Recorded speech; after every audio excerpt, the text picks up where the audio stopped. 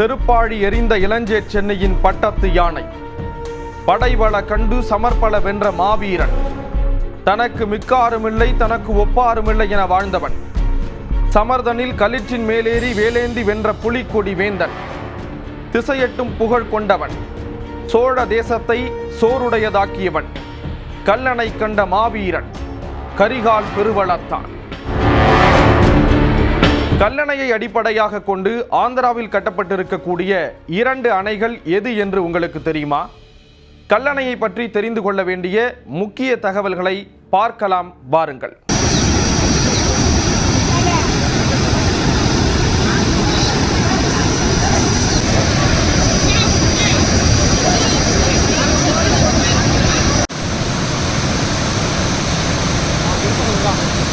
நீரின்றி அமையாது உலகு என்ற திருக்குறள் உங்கள் அனைவருக்கும் தெரிந்திருக்கும். நீர் இல்லாமல் இந்த உலகம் இல்லை என்பதை பண்டைய தமிழர்கள் நன்கு உணர்ந்திருந்தனர். நீருக்காக தமிழர்கள் விழா எடுத்த வரலாறுகளும் இருக்கின்றன. அதற்கெல்லாம் சான்றாக சர்வதேச அளவில் தமிழரின் நீர் மேலாண்மை அறிவை பறைசாற்றும் வகையில் கல்லணை இன்றும் நிலைத்து நிற்கிறது. வரலாற்று சிறப்புமிக்க கல்லணை காவிரியாற்றின் குறுக்கே கரிகால சோழனால் கட்டப்பட்டது. இது உலகின் பழமையான நீர்மாற்று அமைப்பு என்றும் சொல்கிறார்கள். ஆங்கிலேயர் ஆட்சி காலத்தில் கல்லணையை கண்டு வியந்த சர் ஆர்தர் காட்டன் அதனை கிராண்ட் அணைக்கட் என்று கூறுகிறார். சர் ஆர்தர் காட்டன் யார் என்பதை தெரிந்து கொள்ள வேண்டியதும் அவசியம் ஆகிறது. காவிரியின் கிளை ஆறுகளின் பாசன அமைப்புகளை ஒழுங்குபடுத்தியவர் சர் ஆர்தர் காட்டன். அதனால் அவரை டிசைனர் ஆஃப் டெல்டா என்று அழைக்கிறார்கள். கல்லணையை ஆய்வு செய்த பிரிட்டிஷ் பாசன பொறியாளரான சர் ஆர்தர் காட்டன் 12 அடி ஆழம் வரை குழி தோண்டி பார்த்திருக்கிறார். பாறைகள் ஒன்றன் மீது ஒன்றாக அடுக்கி அணை கட்டப்பட்டு இருப்பதாக அவர் குறிப்பிடுகிறார். அந்த பாறைகளின் இணைப்புக்கு களிமண் மட்டுமே பயன்படுத்தப்பட்டுள்ளதும் தெரிகிறது. மகத்தான இந்த சாதனையை புரிந்த பெயர் தெரியாத அந்த மக்களுக்கு நாம் பெரிதும் கடன்பட்டுள்ளோம் என்று கூறியிருக்கிறார் சர் ஆர்தர் காட்டன். ஓடுகின்ற தண்ணீரில் அணையை கட்ட முடியும் என்ற தொழில்நுட்பத்தை தமிழர்கள் அறிந்திருந்தனர் என்பதற்கு சான்றுதான் இந்த கல்லணை. சுலபமாக புரிந்து கொள்ள வேண்டுமென்றால், கடற்கரையில் நாம் கால் நனைக்கும் போது தண்ணீர் வந்து அடிக்க அடிக்க நம் கால்கள் ஆழமாக செல்லும். இதுபோன்று ஓடும் நீரில் கற்களை கொட்டி பலமான அடித்தளத்தை அமைத்திருக்கிறார்கள் பண்டைய தமிழர்கள். அதுதான் இன்றும் தமிழர்களின் அடையாளமாக கல்லணை கம்பீரமாக நிற்க காரணம் என்கிறார்கள். சர் ஆர்தர் காட்டன் கல்லணையில் மணல் தேங்கியிருப்பதைக் கண்டு மணற்போக்கி அமைத்து அப்போதிருந்த கட்டுமானத்தை வலுவாக்கி 1840ஆம் ஆண்டு கல்லணை மேல் பாலத்தை கட்டினார்.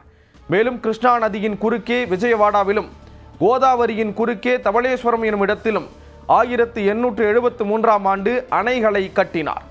அதனை கல்லணையை அடிப்படையாக கொண்டு கட்டியதாக அவர் குறிப்பிடுகிறார்.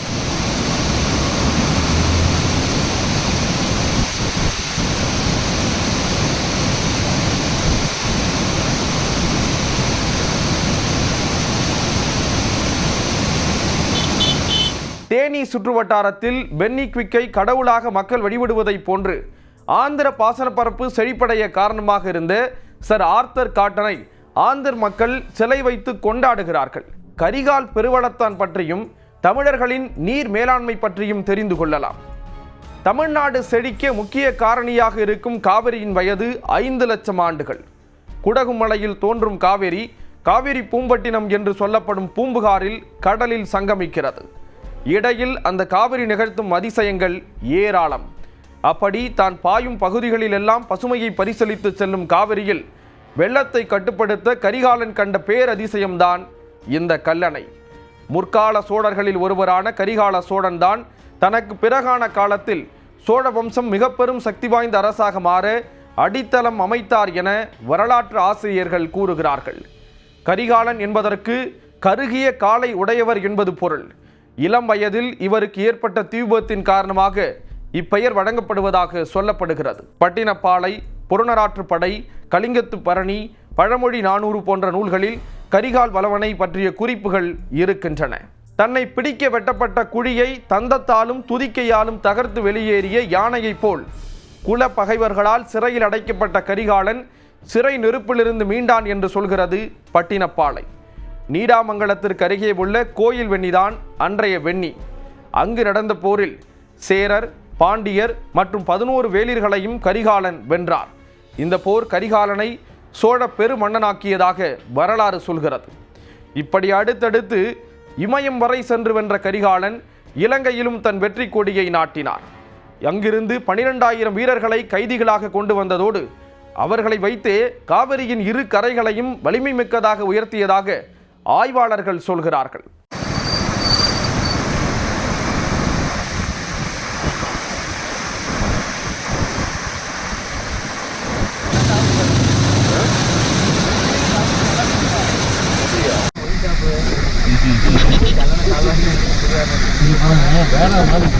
இப்படி நீர் மேலாண்மையின் அதிசயமாக கருதப்படும் கல்லணையை கட்டிய கரிகாலன் 83 வயது வரை வாழ்ந்து தஞ்சையில் உயிர் நீத்ததாக பெருந்தொகை சொல்கிறது. காலத்தால் அழியாத சுவடுகளான கல்லணையை விட்டு சென்ற கரிகால சோழன் தமிழர்களின் பெருமைமிகு அடையாளம் என்பதில் மாற்று கருத்தில்லை.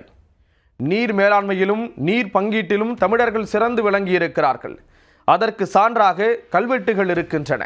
அதில் எந்தெந்த நிலங்களுக்கு எவ்வளவு நேரம் நீர் பாய்ச்ச வேண்டும், நீர் பாய்ச்சலில் யார் யாருக்கு எந்த கிராமத்திற்கு முன்னுரிமை கொடுக்க வேண்டும் என்ற தகவல்களும் இருக்கின்றன.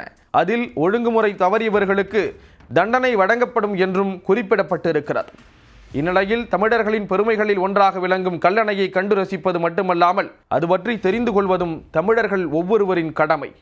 வாருங்கள், அழைத்து செல்கிறேன். திருச்சி சத்திரம் பேருந்து நிலையத்திலிருந்து கல்லணைக்கு பேருந்துகள் இயக்கப்படுகின்றன. கண்களை குளிர்விக்கும் இயற்கை எழில் சூழ்ந்த அழகான சாலையில் பயணித்தால் மிரட்சியை உண்டாக்கும் கல்லணையை அடையலாம்.